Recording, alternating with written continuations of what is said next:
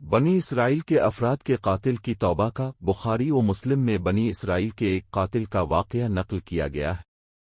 حضور اکرم صلی اللہ علیہ وآلہ وسلم نے اللہ کے ہاں توبہ کی قبولیت سے متعلق صحابہ کرام کے سامنے بنی اسرائیل کے ایک قاتل کا نہایت خوبصورت اور ایمان افروز واقعہ بیان فرمایا کہ بنی اسرائیل میں ایک شخص چوری، ڈکیتی اور قتل میں بہت مشہور تھا اور نہایت معمولی سی بات پر قتل کر دیتا تھا۔ ہوتے ہوتے اس کے ہاتھ سے 99 افراد کا قتل ہو چکا۔ اس کے بعد اس کے دل میں احساس پیدا ہوا کہ مجھے بھی تو اللہ کے ہاں جانا ہے۔ چنانچہ یہ فکر بڑھتا رہا اور لوگوں سے معلومات کرتے ہوئے سرگردہ پھرنے لگا کہ کیا میری توبہ قبول ہو سکتی ہے یا نہیں۔ کسی عالم شخص سے ملاقات کی فکر ہوئی کہ معلوم کیا جائے کہ ایسے شخص کی توبہ قبول ہو سکتی ہے نہیں۔ اسی حوالے سے لوگوں نے ایک عابد شخص کے پاس جانے کا مشورہ دیا۔ اس شخص نے اس کے پاس جا کر مسئلہ معلوم کیا، کیا میری توبہ قبول ہو سکتی ہے اور کیا میری مغفرت ہو سکتی ہے جبکہ میں نے 99 انسانوں کی جان ماری ہے؟ تو اس عابد شخص کو اس مسئلے کے بارے میں زیادہ معلوم نہیں تھا، تو اس نے اپنی عقل سے قیاس آرائی کی کہ جو آدمی 99 انسانوں کی جان مار سکتا ہے اس کو مغفرت کہاں سے ہوگی؟ چنانچہ اس نے کہہ دیا کہ تیری توبہ قبول نہیں ہوگی۔ تو اس شخص نے غصے اور جلال میں آ کر اس کو بھی قتل کر کے 100 کا ہندسہ مکمل کر دیا کہ جب میری توبہ قبول نہیں ہونی تو تجھے بھی ختم کر کے 100 پورے کر دیتا ہوں۔ چنانچہ اس نے 100 کا ہندسہ مکمل کر دیا، مگر اس کے دل میں پھر بھی یہ خیال تھا کہ میری مغفرت کی کوئی نہ کوئی شکل ضرور موجود ہوگی۔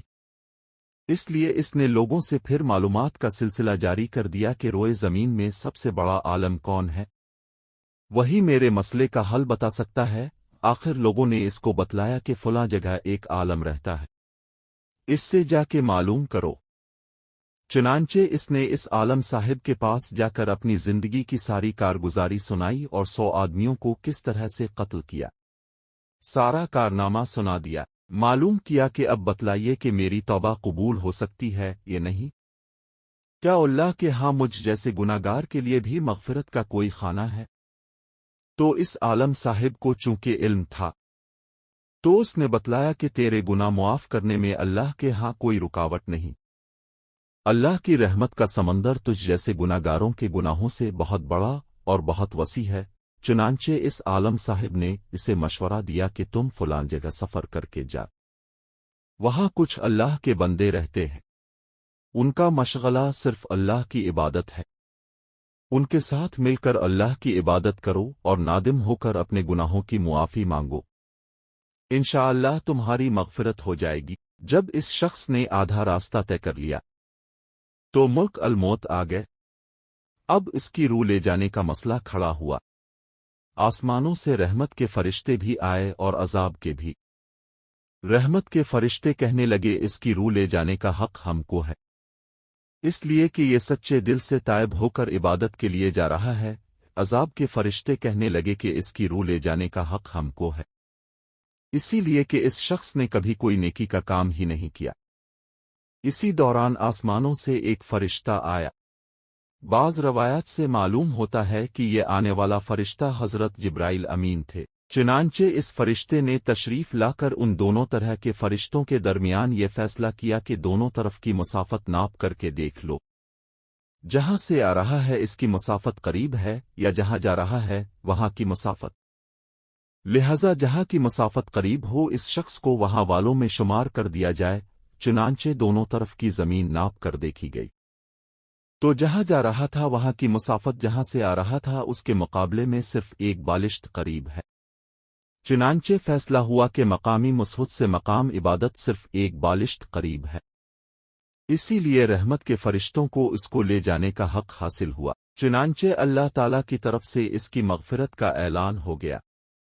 ایک روایت میں آتا ہے کہ قتادہ رضی اللہ تعالیٰ عنہ فرماتے ہیں کہ حسن رضی اللہ تعالیٰ عنہ نے فرمایا کہ ہم سے یہ ذکر کیا گیا ہے کہ اس شخص کے پاس جب ملک الموت آیا تو وہ شخص سینے کے بل اس سرزمین کی طرف گھسٹتا چلا گیا۔ حدیث قدسی میں آتا ہے کہ میں اپنے بندے کے ساتھ اس کے گمان کے مطابق ہوتا ہوں اور وہ جہاں بھی یاد کرے میں اس کے ساتھ ہوں۔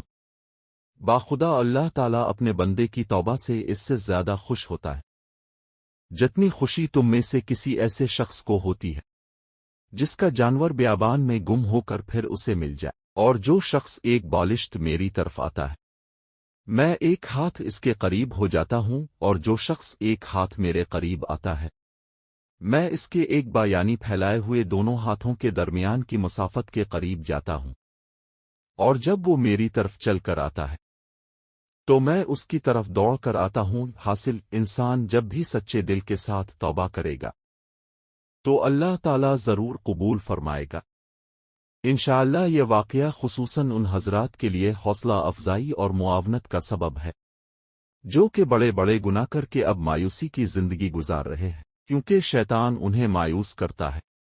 بہرحال گناہگار کو شیطان کی باتوں میں آ کر مایوس نہیں ہونا چاہیے، بلکہ اللہ کی رحمت سے اچھی امید رکھ کر سچی توبہ کے ذریعے اپنے آپ کو پاک و صاف کر لینا چاہیے۔